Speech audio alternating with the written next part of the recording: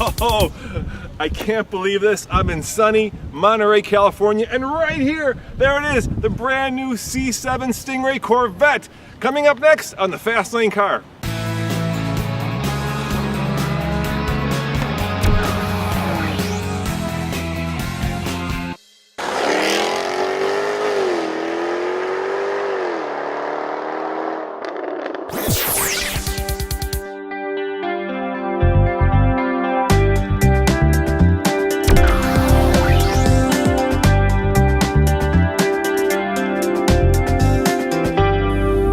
There it is. Under the hood is a brand new 460 horsepower, 460 pound-foot of torque, small block V8. And this engine, while it may look and have the same displacement as the old one, the 6.2 liter, it is completely new and it is completely loud. All right, there you go.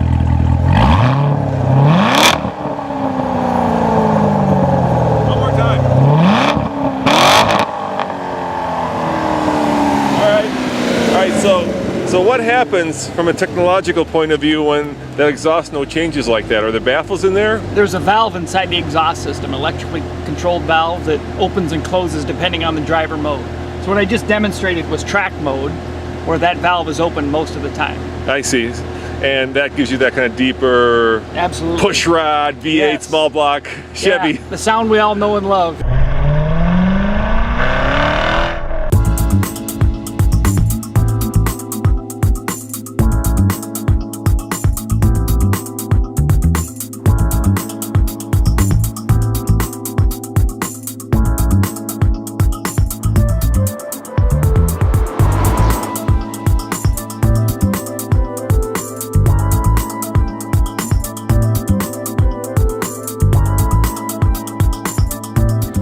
Now style-wise, this car is completely different from the old one. The old one was sort of a jelly bean. This one, to my at least, looks a little bit like the Viper from the front, the GTR from the side, and of course with those unusual lights in the back, it's very Camaro-like, but it all works. These vents right here, those are functional. In fact, everything on the car is functional. That's where the design came from. It's all about performance. So what is the design language that separates this car? Because it does look very different than the previous generation car.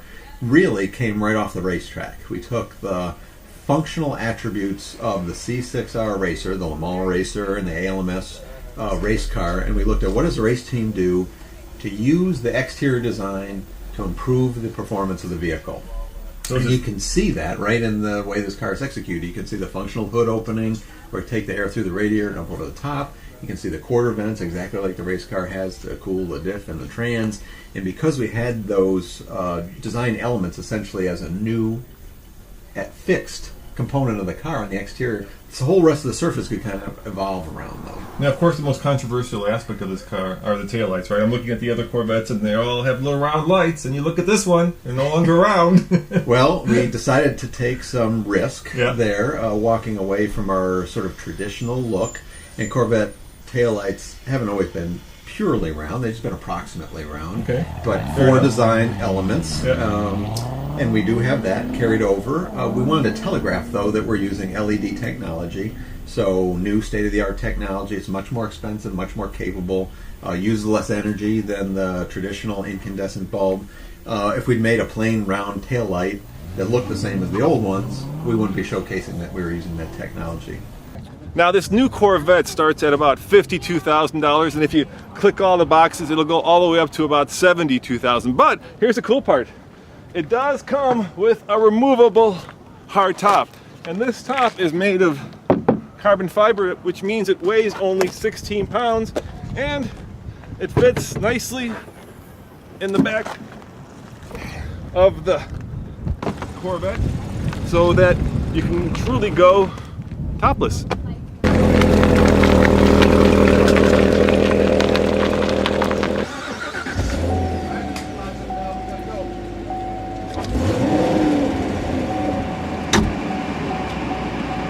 So, what's it like to drive the brand new C7 Corvette? Well, for a big guy, the first impression is that it's very tight in here.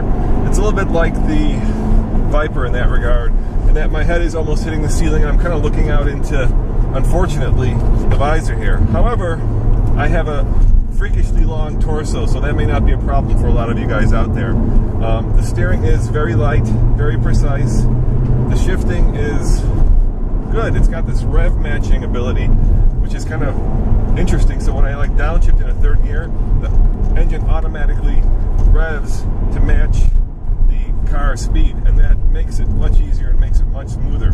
Now there are about 4 different modes, I believe, in this car.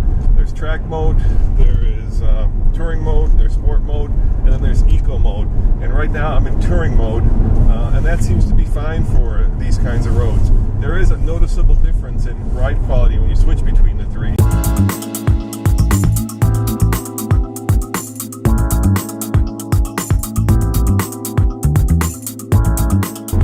Unlike the Viper, which is raw and visceral, this car is much more refined. There's a lot more attention to the driving dynamics. It's not like riding a Harley where it's all about how loud it is and how crazy big the wheels are and how fast the car can go. There is a sense that you can take this car across country. Having said that, I think the Germans, especially in the 911, do a better job in designing an interior for tall and big guys, because I do feel like I'm wearing a suit that's maybe one size too small. And I guess the thing that impresses me the most, and it's always been my kind of limiter to ever falling in love with a Corvette, is the interior. Because you used to get into the previous generation car and it felt like you were getting into, well, let's be honest, it felt like it was a regular GM product. And you're spending a lot of money and you're getting the Halo car and you want it to feel special. And I have to tell you, this feels special. Well, that's the first thing we talked about. When we started, a lot of the things Corvette has been doing well for a long period of time, especially the last few generations, but the interior was an exception. You could pick at details and you could pick at the whole scheme, the whole theme of the whole interior. So when we first started talking about a new car, we said, all right, General Motors has upped its game and interiors in general. Yes. At the time we started to do this, and we said we ought to be able to do a beautiful, functional, spectacular materials, an interior that feels special, like you're talking, feels like it belongs in a car of almost any price point. Yeah, you want it to feel special. So you look around, you see real carbon fiber. This carbon fiber trim plate is a work of art. You'll see other cars that have carbon fiber, and what they have is tiny little accent pieces, little square patches here and there. This is all one piece that goes the whole width of the driver's portion of the cockpit, has very complicated shapes wrapping all the functional componentry, and it's real carbon fiber.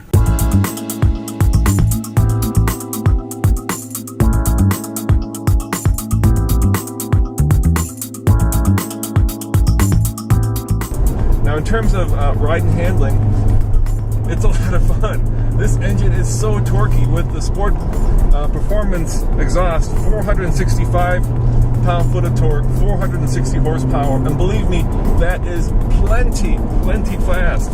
Especially when you're matching revs like this, going around these corners, the sense you get is that this car's limits are way beyond mine, and my friend Frank here, who's next to me, is being very quiet and being very nice as I'm taking this car through these turns at probably, definitely at what is a speed that is not recommended for most everyday driving.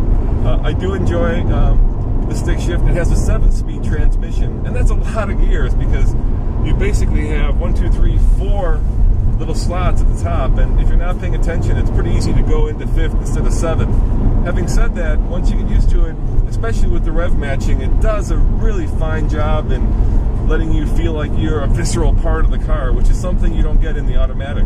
Now, you can turn off the rev matching. There's a little paddle shifter here, so now it's off. But you know what? Having it on is a lot of fun, and having this instant ability to turn it on and off is really good, because you could be driving along and just cruising and not want to have the rev matching, and then when you get into twisties like this, just flick the paddle shifter. Oh, there we go, way too fast. Whoa, way too fast. Speaking of way too fast, these brakes are outstanding. They're very linear. I have a real sense that I have very progressive control of how hard I want the car to brake going into these turns. The other sense I get is there's a lot of electronic magic going on to keep the car on the road.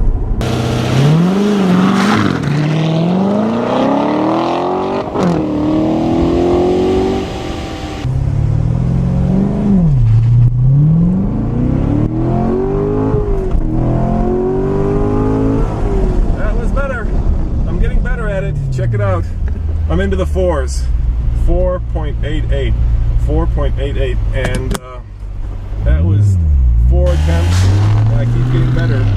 But this surface is not the best surface to do these kinds of launches on just because, well, it's very slippery.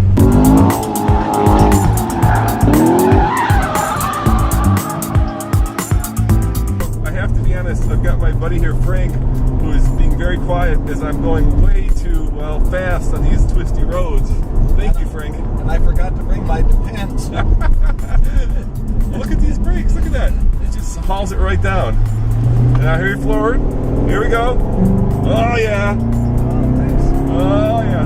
Now that's in touring mode, look at that. Let me swap it over to track mode. Here comes another turn. Revs matches, just take it around this turn. Oh. Listen to that, Frank. Yep.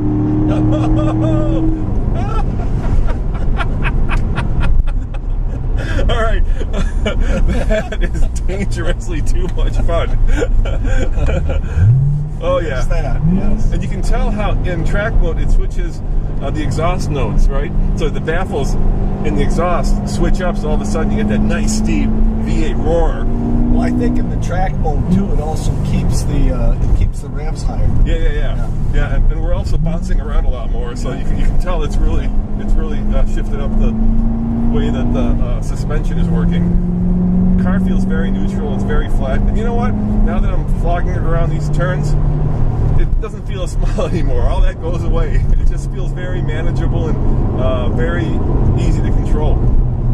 Well, thank you for putting up, Frank. I appreciate it. Let's switch this back to touring and kind of take it back to do not lose your license mode. So obviously this is a new convertible, but that will not be out until the end of this year. Chevy's saying December. The regular car, on the TFL scale of buy it, lease it, rent it, or forget it, I'm gonna say, I don't know. I only got to drive it for about an hour and a half. As always, this is Roman, reporting for the Fast Lane Car and driving the crazy new Corvette. See you guys next time, and thanks for watching.